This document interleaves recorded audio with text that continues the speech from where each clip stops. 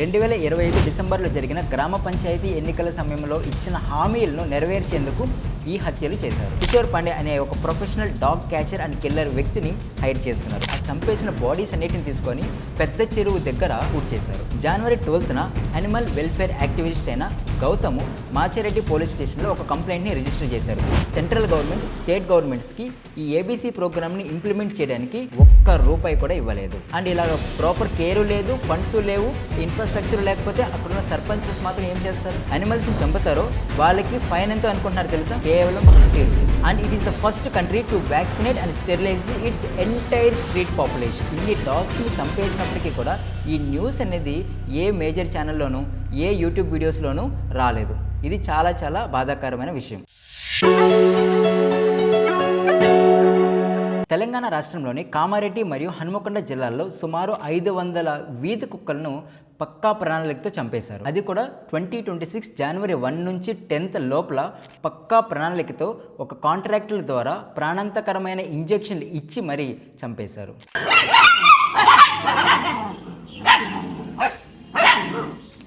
రెండు 2025 డిసెంబర్లో జరిగిన గ్రామ పంచాయతీ ఎన్నికల సమయంలో ఇచ్చిన హామీలను నెరవేర్చేందుకు ఈ హత్యలు చేశారు. ఈ వీడియోలో అసలు ABC program, animal birth control program అంటే ఏంటి, ఎందుకని సర్పంచులు ఇంత మాస్ కిల్లింగ్స్ చేయాల్సి వచ్చింది, సుప్రీంకోర్టు జడ్జిమెంట్స్ ఏం చెప్తున్నాయి, భారతీయ న్యాయ వ్యవస్థ ఇటువంటి చర్యలకు ఏ శిక్షలు విధిస్తుంది,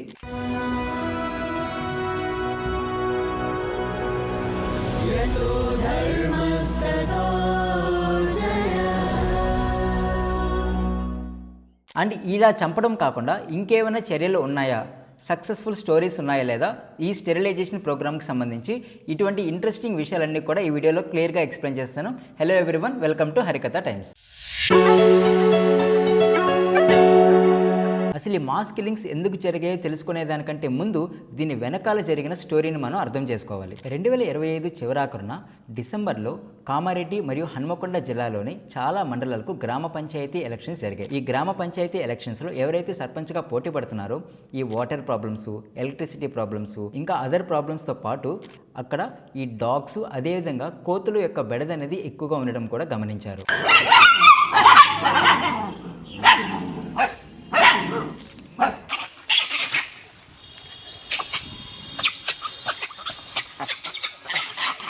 ఇక్కడ ఎవరైతే పోటీ చేస్తున్నారో సర్పంచులు, వీళ్ళు దీన్ని ఒక ఆయుధంగా యూజ్ చేసుకున్నారు క్యాంపెయిన్లో.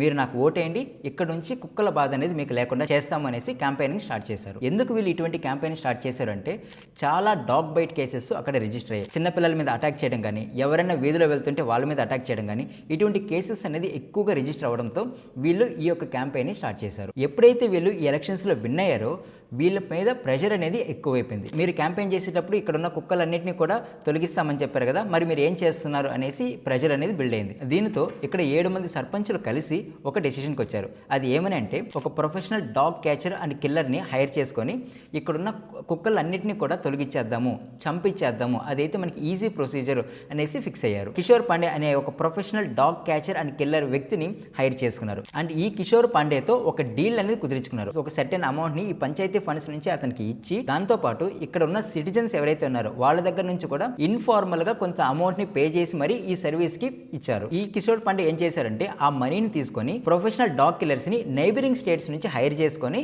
ఈ యొక్క ప్రొసీజర్ ని స్టార్ట్ చేశాడు. జనవరి 1 నుంచి 10 లోపల ఈ యొక్క హైరింగ్ ప్రొసీజర్ అంతా కూడా చేసుకున్నారు.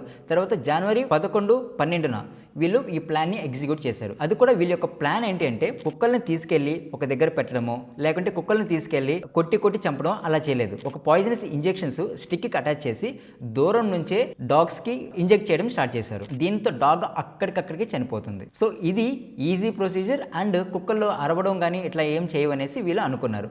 దీంతో జనవరి 10th, 11th, 12న వీళ్ళు ఒక్కొక్క మండలంలో 100 నుంచి 120 డాగ్స్ని చంపేశారు. ఆ చంపేసిన బాడీస్ అన్నిటిని తీసుకొని పక్కనే ఉన్న భవానీపేట, పల్వంచ ప్రాంతాల్లోని పెద్ద చెరువు దగ్గర పూడ్చి చేశారు. ఆ చెరువు దగ్గర పూడ్చడం వల్ల ఇంకా ఎక్కువ ప్రమాదం జరుగుతుంది. ఎందుకంటే ఇక్కడ వీళ్ళు చంపడానికి యూజ్ చేసింది ఒక డేంజరస్ ఇంజెక్షన్స్ని యూజ్ చేశారు. అండ్ వాటిని చంపి అక్కడ చెరువు దగ్గర పూడ్చడం వల్ల అక్కడ ఉన్న వాటర్ టేబుల్ కూడా కంటామినేట్ అయిపోతుంది. ఎన్వైరన్మెంటల్ పరంగా ఇంకా ఎక్కువ పాయిజన్ వేసి మళ్ళీ ఆ నీళ్ళని ఇక్కడ మండలాల్లో ఉన్న వ్యక్తులు తాగుతారు. అప్పుడు వాళ్ళు కూడా డిసీజెస్ కానీ లేకుంటే ఇంకేదైనా వైరస్లు కానీ వచ్చే అవకాశం ఉంటుంది. జనవరి 12న అనిమల్ వెల్ఫేర్ యాక్టివిస్ట్ అయిన గౌతమ్ మాచారెడ్డి పోలీస్ స్టేషన్లో ఒక కంప్లైంట్ని రిజిస్టర్ చేశారు. ఈ ఎఫ్ఐఆర్ని బేస్ చేసుకొని పోలీస్ ఇన్వెస్టిగేషన్ టీము ఆ పెద్ద చెరువు లేక్ దగ్గరికి వెళ్ళారు. లేక్ దగ్గరికి వెళ్ళి తవ్వి తర్వాత ఇది నిజమని ప్రూవ్ అయింది. తవ్వుతుండే కొద్దికి 200కు పైగా డాగ్స్ యొక్క మృతదేహాలు వస్తూనే ఉన్నాయి బయటికి. అండ్ హన్మకొండలో కూడా ఇదే విధంగా అవుట్స్కట్స్ లో చంపేసి ఒకేసారి పూర్తి చేశారు. ఇట్లా దాదాపు ఒక్కొక్క మండలంలో అన్ని చూసుకున్నట్లయితే 500కు పైగా డాగ్స్ ని ఒకేసారి చంపేశారు. ఇక్కడ ఏబీసీ ప్రోగ్రామ్ గురించి మనం తెలుసుకోవాలి. ఏబీసీ ప్రోగ్రామ్ అంటే అనిమల్ బర్త్ కంట్రోల్ ప్రోగ్రామ్.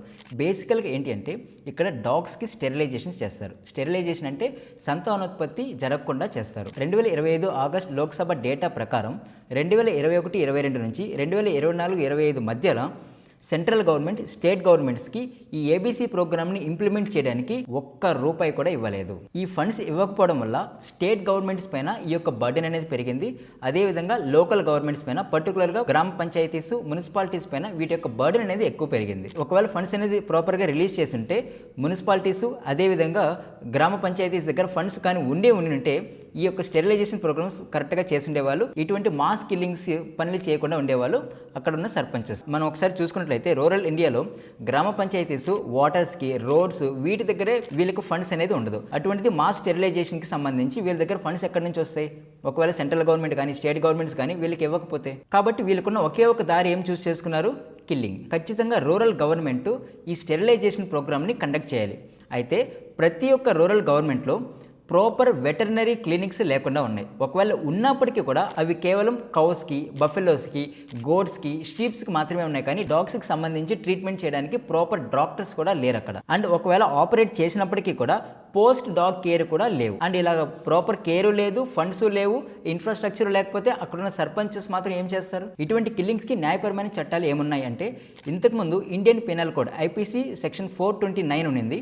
ఇప్పుడు భారతీయ న్యాయ సంహిత సెక్షన్ 325గా మారింది. ఇప్పుడు ఈ యొక్క సెక్షన్ 325 ఏం చెప్తుందంటే ఎవరైతే వ్యక్తులు అనిమల్స్ని పాయిజన్ ఇచ్చి కానీ లేకుంటే క్రూయల్గా కానీ లేకుంటే కొట్టి కానీ చంపుతారో వాళ్ళకి 1 year నుంచి 5 years వరకు జైలు శిక్ష ఉంటుంది, ఫైన్ ఉంటుంది.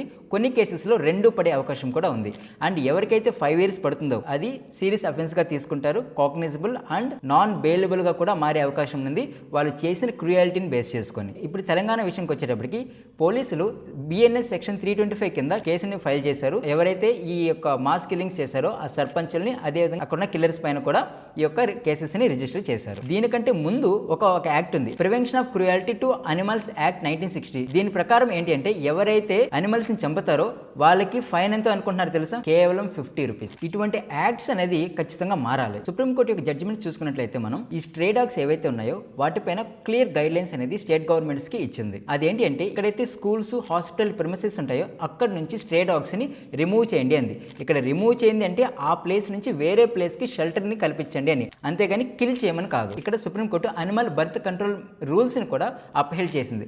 అదేంటి అంటే ఒకవేళ హెల్దీ స్ట్రే డాగ్ ని చంపడం అనేది చట్టరీత్యా నేరం అని డిక్లేర్ చేసింది. అండ్ సుప్రీంకోర్టు ఇచ్చిన గైడ్ లైన్స్ ప్రకారం ఏంటి అంటే స్ట్రే డాగ్స్ అంటే వీధి కుక్కల యొక్క ప్రాబ్లం అనేది ఎక్కువ ఉంటే అప్పుడు అక్కడ నుంచి వేరే ప్లేస్ కి షెల్టర్ కల్పించాలి, లేదా ఎవరైనా అడాప్ట్ చేసుకుంటే ఆ అడాప్షన్ కి రూల్స్ అనేది ప్రాపర్ గా కల్పించాలి. అంతేగాని ఈ విధంగా మాస్ కిల్లింగ్స్ అనేది చేయకూడదు. ఇక్కడ డాగ్ మేనేజ్మెంట్ అనేది అంత డిఫికల్ట్ అంటే no, dog management is possible అనేసి చాలా మోడల్స్ ఉన్నాయి. దీంట్లో మనకి తమిళనాడులోని నీలగిరి మోడల్ ఒకటి ఉంది. ఇందులో ఏంటి అంటే వరల్డ్ వైడ్ వెటర్నరీ సర్వీస్ ఒక డ్రైవ్ని ఇంప్లిమెంట్ చేసింది అనిమల్ బర్త్ కంట్రోల్కి సంబంధించి. అదేవిధంగా ర్యాబీస్ ఫ్రీ చేయడానికి చాలా మెథడ్స్ యూజ్ చేసి అక్కడ ఉన్న డాగ్స్ అన్నిటికీ కూడా స్టెరిలైజేషన్ ఇచ్చింది. స్టెరిలైజేషన్ ఇచ్చి అన్నిటినీ కూడా ర్యాబీస్ ఫ్రీగా మార్చింది. అండ్ ఇంకొక బెస్ట్ ఎగ్జాంపుల్ చూసుకున్నట్లయితే భూటాన్, మన పక్కనే ఉంటుంది భూటాన్. ఆ భూటాన్లో మోర్ దెన్ 1,50,000 స్ట్రీట్ డాగ్స్కి వ్యాక్సినేషన్ అండ్ స్టెరిలైజేషన్ ప్రోగ్రామ్ని కండక్ట్ చేసి it is possible and it is the first country to vaccinate and sterilize its entire street population. ఈ యొక్క స్ట్రీట్ డాగ్స్ మేనేజ్మెంట్ అనేది పాసిబుల్. అయితే ఇక్కడ implementation is the problem. Proper implementation జరిగి ప్రాపర్గా funds అనేది అలొకేట్ చేస్తే ఖచ్చితంగా stray dogs or street dogs యొక్క మెనేజ్ని మనం ఖచ్చితంగా తప్పించవచ్చు. ఇక్కడ ఒక ఇంపార్టెంట్ విషయం ఏంటి అంటే ఇన్ని డాగ్స్ని చంపేసినప్పటికీ కూడా ఈ న్యూస్ అనేది ఏ మేజర్ ఛానల్లోనూ ఏ యూట్యూబ్ వీడియోస్లోనూ రాలేదు. ఇది చాలా చాలా బాధాకరమైన విషయం. ఈ స్ట్రీట్ డాగ్ యొక్క ప్రాబ్లమ్స్ని కంట్రోల్ చేయడానికి మీరేమన్నా సజెషన్స్ ఇవ్వగలుగుతారంటే ఖచ్చితంగా కమెంట్ సెక్షన్లో తెలియపరచండి. ఈ వీడియో నచ్చితే లైక్ చేయండి, షేర్ చేయండి and please do subscribe to Harikatha times. మరొక ఇంపార్టెంట్ అండ్ ఇంట్రెస్టింగ్ వీడియోతో మళ్ళీ కలుద్దాం. అప్పటి వరకు నమస్కారం.